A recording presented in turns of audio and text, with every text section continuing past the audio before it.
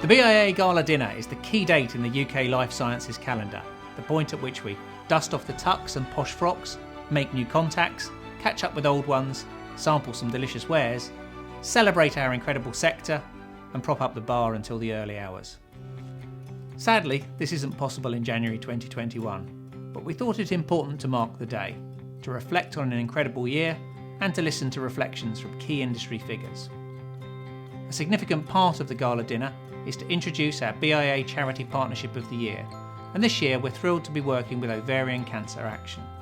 Their CEO, Kerry Wakefield, will shortly be introducing the charity and reminding us of the goal that unites us, that of bringing amazing science to bear on addressing unmet need. Let's raise the profile of research in this area and forge new collaborations to accelerate real-world solutions. The work of the BIA supporting the sector wouldn't be possible without our annual supporters both in 2020 and 21. Thank you to AstraZeneca, Cytiva, Deloitte, Gala, J&J Innovation, LifeArc and VWR Avanta. Now it's my pleasure to welcome the CEO of Ovarian Cancer Action, Kerry Wakefield, to tell us more about the charity and about her aspirations for our 2021 partnership, followed by some reflections from key industry figures and BIA collaborators. Hello, and thank you, Steve, for that introduction. 5-year survival rates for ovarian cancer in the UK are still really poor, at only 46%, which is lower than breast cancer was in the 1970s. In the UK alone, 1 woman dies of ovarian cancer every 2 hours, and that is why our charity exists. Ovarian Cancer Action as a charity was set up in 2005, and in 2006 we established Europe's first dedicated ovarian cancer research centre at Imperial College London, and it still continues to be a centre for research excellence. And to date we have invested over £13.6 million in ovarian cancer research, because we believe that is the way that we will make the biggest difference to survival rates. We also raise awareness of the disease and its symptoms, because that's the way we believe we will make the quickest difference in terms of driving early diagnosis. And today, more than ever, we believe this work is essential. COVID will leave us with a legacy of a perfect storm that will impact on thousands of women in the UK for many, many years to come. And so this partnership opportunity with the BIA couldn't have come with a better time. We are really looking forward to working with you, whether that be helping us to build our research strategy, which we're going to be working on this year, or to partnering directly with us on innovative research. So thank you for this opportunity. I'd really like to pass you on now to hear the story of Alex Burdett, a wonderful woman who will tell you her story of being diagnosed and treated for ovarian cancer. Thank you. Hello, my name's Alex. In November 2016, I was diagnosed with ovarian cancer following a routine laparoscopy to remove 3 large ovarian cysts. No one was more surprised than my doctor that this was the diagnosis. It came back 3 weeks later in a histology report after the operation. I was passed to gynae-oncology. The first question I was asked was, do you have any children? The second question I was asked was, do you want to have any children? I was 38 at the time and in a new relationship.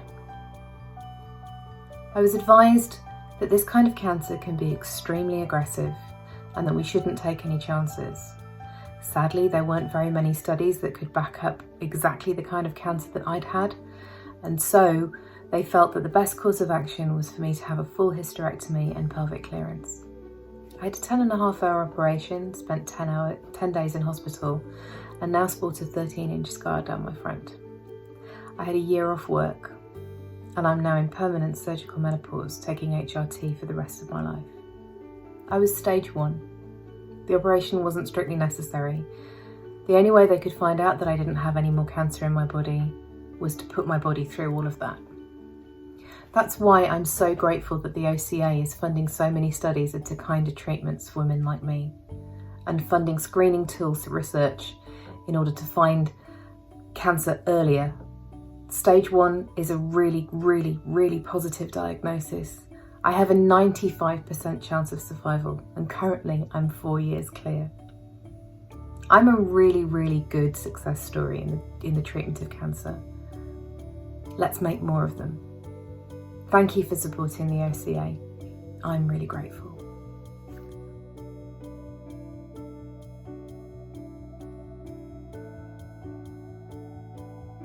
Firstly, I'd like to say a huge thank you to you all for the work you've done so tirelessly alongside the government in our fight against COVID-19. Many of the BIA members companies have played a crucial role in all aspects of the pandemic response, from procurement to testing to manufacturing to therapeutics and of course to vaccine discovery.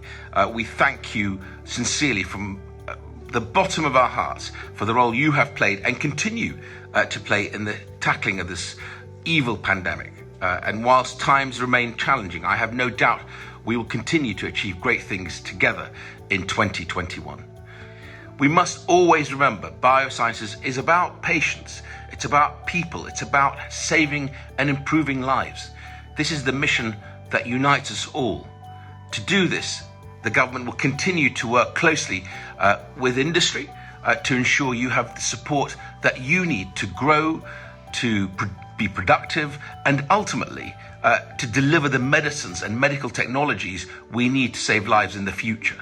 With your help, the government is committed to making the United Kingdom the best place in the world for bioindustry. Thank you very much indeed. 2020 was an astonishing year for the BIA. Steve Bates and the BIA bioprocessing team, led by Ian McCubbin, spearheaded the CMC and scale-up of the Oxford vaccine starting in February last year. This meant we could start saving lives as soon as the vaccine was approved.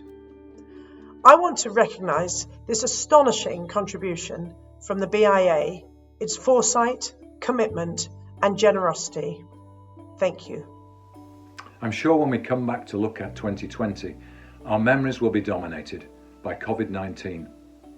But I hope that mixed with the emotion and the sadness of so many lives lost will also be a sense of pride. A sense of pride in what's been achieved with the science.